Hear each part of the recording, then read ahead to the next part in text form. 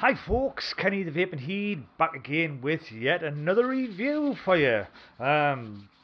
Today we're having a look at another reviewer's production type of thing, or creation as you want to call it. So today we are looking at the Intake Dual, by Mikevapes and Aug. For God's sake. Nowadays I can't even pronounce any names today. Augvape, not enough coffee. There you have it. It's sitting on there. Lovely. Yeah. It's basically the follow-on to the Intake, which was a single coiler. This is the dual coiler, top airflow, so no leaks. Hopefully, normally the case. But before we get down and have a look at it and roll, the B-rolls and all that stuff, just like to say a big thank you to everybody that subscribed. I've passed what they'll call a first milestone, over 100 subs. So to all you people that subbed, thank you. And if you haven't, please do so. Hit that subscribe button, hit the like, hit the comment, hit the share, all that good stuff. Absolutely over the moon. Slow and steady progress. That's the way it works. And I'm a very happy chappy. So like I say, today we've got this Intake Dual. I have got some, it's not a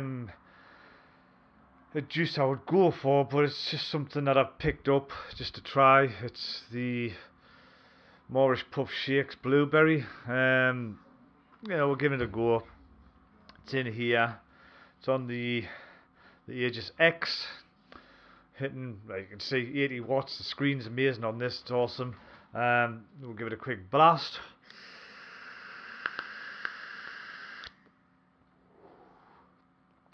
Wow, flavor's amazing off this.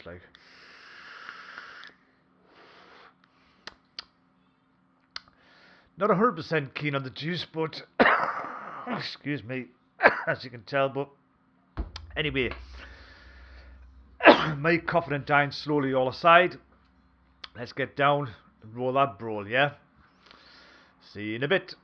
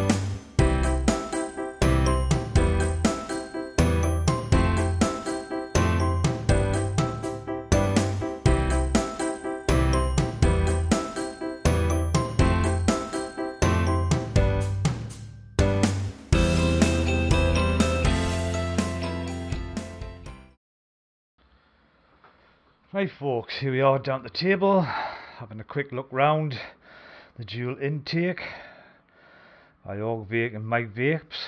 On the top a normal 810 drip tip, which you can remove. It's got the O-ring on the inside, and you can use your own O-ring if you prefer to do so. The top is like a bayonet type. I tend to just grab it by the O-ring, give it a twist. O-ring, the EFC ring, give it a twist. As you can see, it's like a bayonet type. It's like a quarter turn either way. It tightens it up. And the EFC ring, it locks. Hang on a minute, what am I doing? There you go. It locks fully there. It locks fully the other way. As you can see, got your chimney. I've got the bubble glass on. Unscrew that. There you've got your deck. There you go. The glass is simply just change it. Just pull one off, put one on, like so. Fits in there. The chimney, it just gives a zoom in a bit there. See them grooves there? But this is actually, I think there's another tank that does the same thing. I can't remember what it is off the top of my head, but you see here, these rotate around like so, and that's simply just to line the port, like the chimney posts or tubes or whatever you want to call them, lines it up. And when you screw it back together, that's basically that bit. Here we have the deck. Simple postless deck. Got the insulator there, so that'll be positive, negative. You can single coil this or dual coil this. These are these big chimney holes I was talking about that line up with the cap. Your air comes down here, out of here, like through the bottom either side. Obviously your screw holes are here, which I've actually got one that loose, it's fallen out, but never mind. There you go. Your screws are in there, hex screws with this. There's your post holes. Got a massive juice ports, and obviously there's your hole in your juice well to sort of kind of fill it up type of thing. Wait, fill it up where it will draw the juice in. So we'll put a build on. I'm going to put this on top of this mod, and yes, it is off just before you all go, you're going to do blind setup and all this stuff, but no. So we'll whack this top on here, like so. I've already pre-cut the coils that were in the box, obviously using the little coily tool that you get with it. I've dropped them in there, pre-cut them, so they're all cut and ready to go. So what I'm going to do is just put these on here and basically drop these straight down, and we'll give them a nip. Yeah, I'll just get cracking with that there. I'll just nip them first, then I give them a crank down when I get them into position. So we'll get this one in, and I'll just give it a little shuffle and a move about, like so. And then we'll spin it round. Again, I've got the other one pre-cut, ready to go. Again, just drop that one in. If I can see the bloody hose that is. There we go. And just turn that round so I can get a nip on it. There we go, just nice little nip. If I can get out of the screw, that is, because basically I can't see a thing here as I'm feeling my way with this. Yep, there's the other one there. Once you get a hold of them, they're straightforward, But that's that one nipped in. Just position them right in front of them holes, nice and straight.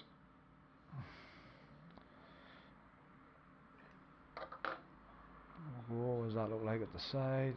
Yeah, that looks pretty good. Like I said, I just give them a final crank down when I get them in. If you'd be able to get out of the bloody things, that's hopeless, my eyesight, shit. There you go. Just give them a little more nip, get a good connection. That one. Very easy peasy to wick. Bloody hell, Ken, eh? Hang on a minute, folks, I can't see a bloody thing here. If I can see it, I can nip it. There you go. Give it another nip. Sorry I've had to put it this way, but I can't see a bloody thing. There you go. Nipped up. So there you have it. So if I put this mod in, we'll get them burnt in. 1, 2, 3, 4, 5. There we go. I'm using the Zeus X, by the way. Whoa, turn that down. Way down. Just bed these in gently. You know, you want to frazzle them all. And get with little tweezers handy. Right, sorry about that jump cut there, folks. Battery died. That's some joys of making video, eh? So, we were firing these in, if I remember correctly. So, like I say, I'll just bring one back in a bit here. We can see what the crack is here. So just start to pulse on them again. You can see they're glowing in just lovely there now. I'd say they're pretty good in my eyes. Right, the fun part. Wicking. We've got 2 pieces of Muji cotton here. Yeah, that were included, so I'm just going to peel them off. Peel them off again. I just put an end in. Whack it. Oh god, you know, it does this every other time I go straight through. Because I'm on camera. No, you're not again. I think they're a little bit thin, them, like, but we'll see. Yeah. Cotton off again on that end. Pull that strip off on that end. Twist it round. Get the little fella in. And there we go. Now, with this here, we're going to be using the classic dam method, by partial dammers, so I'll just pull her out a touch, just so we see what we're doing. So we're basically going to cut these roughly in line with that outside O-ring, I would say. If my scissors will cut, that is. That's absolutely shocking, them scissors. Roughly about there where that outside O-ring is, I would say. I'm sorry with the scissors because they're just absolutely... I've got no scissors hardly at all. They're all blunt and I'm waiting for new ones coming and all that stuff. So all you want to do with this, just loosely give it a little bit of a rake, just a loose rake. Get rid of some of the thickness of it. Same with the other side. Just a quick rake. You don't want obviously too much in. And just pull the loose off, like so. And all you want to do is just want to push this in and let it find itself. You know, like find the well itself. Don't force them in, because you just want them. Just push it towards the edge, like that. And just let it find itself. Don't stuff it in. If you stuff it in, you're asking for trouble. Something like that. Again, just push it towards. Start from like an edge if you want. Just push it towards it. Let it find the thing in itself. Just keep pushing it back towards the coil. That's all you do. Just keep pushing back like that towards the coil and let it find its own way in, and then it'll just drop in. And basically, that's what you're looking for. So you see the hole, it's still clear. Still clear. Tell a lie, I think there's a tad bit there, so I'll just pull that back like that. There you go. There you go. You keep them juice imports clear and just sit that over the top. It's what they call like a partial dam. So what we'll do now, we'll get this juiced up, filled up, and then I'll see you back up top. I'll have a vape on it and all that stuff, and I'll tell you exactly what my thoughts are. Yep. Cheers. See you in a bit. Bye.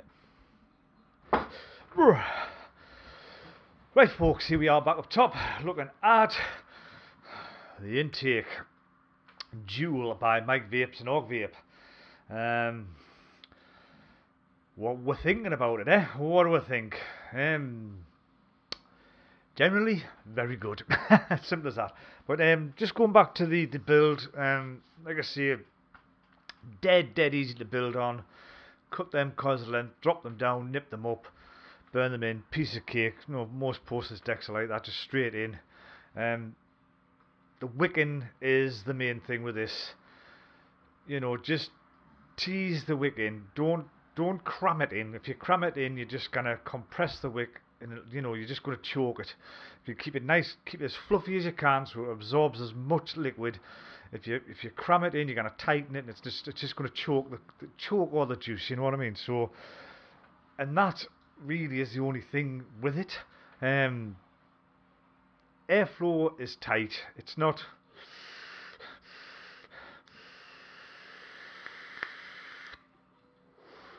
I'd say it's probably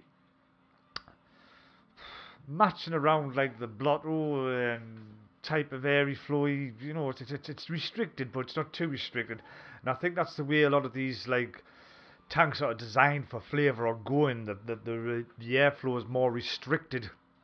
So you're not just sucking loads of air and producing loads of cloud with no flavour. You know, it's restricted so you get more flavour out of the tank. And I think that's the way most of the flavour tanks are going. You know, whether it be like with the honeycomb airflow, whatever. You know, the restricted airflow, so you get loads more flavour. You know, so it's not like I'm blowing through. It's just nice and steady coming through up the chamber into your mouth. So it's spot on. I mean, I'm starting to go that way now, where I like a tighter airflow, you know. So to me, it's spot on. And that's fully open as well, and to me, for me, that is bang on. I mean, oh,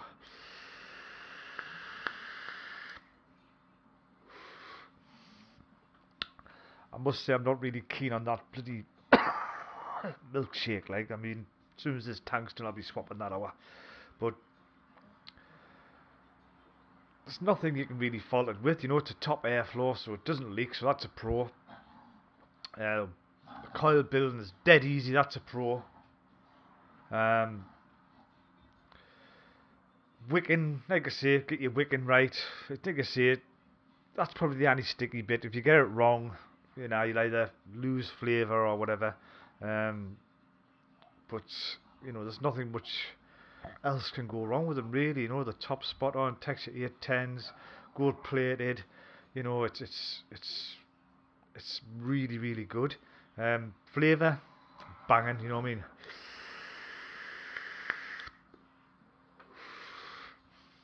Absolutely banging. It's almost like you're drinking it at some points. You know, it's really nice. But yeah, it's well made. You know, a good production, another good product by Mr. Mikevapes again. The only gripes with these boxes now, when you get these boxes here, right? They've slapped all. I mean, they've slapped all their social media on. I don't know if you can see that, you know, and all their branding. And there's just a little bit, you know, of the creator. Why didn't they put all the likes of that for Mike on here? You know, just give some of these creators a bit of credit. You know, put a bit more branding for them on there. You know what I mean? Give them some more credit. I mean, not that he needs. You know, he's got a huge following, but just do that. You know what I mean? So, like I say, but bar that, spot on tank, lovely flavour, doesn't leak. I think this is the way most tanks should start ahead. I think there should be more development into top airflow, sorry, because then you get no leaks period, like you do with some bottom airflows. You know, some leak all out, piss all out, getting your mod, and your mod just eventually fucks over time because it's just full of fucking e-liquid, you know. So this is the way to go, I think, with these. I think these are the future. You know, get some people to tweak their designs for the airflow, and I think these will be the future, because you know there's no leaks, nothing. So, and that's what you want: ease of use, no leaking, plenty flavour. What more can you ask for? So, like I say, with that being said, you know, I'm just gonna call this one a day before I start gushing out, because it is a really good tank. You know, I've still got my OBS engine there, top airflows. I've got a couple of top airflow tanks which I really do like, especially if you're out and about, you know, and they don't leak in your pocket and out. Brilliant. I think they are the way to go. So all you other manufacturers out there, get your fingers out and get some more of these out. But anyway, that being said, I'm going to leave it at that, folks. Again, thank you very much for all the people that subbed, getting us over that 100 mark. Very, very pleased, very, very grateful, very, very humbled. So, like I say, just keep hitting that subscribe button, people. Thoroughly enjoy what I do. So, that being said, I've been Kenny the Vaping Heed. Stay safe, vape safe, and I'll see you all very soon in the next one. Cheers now. Bye.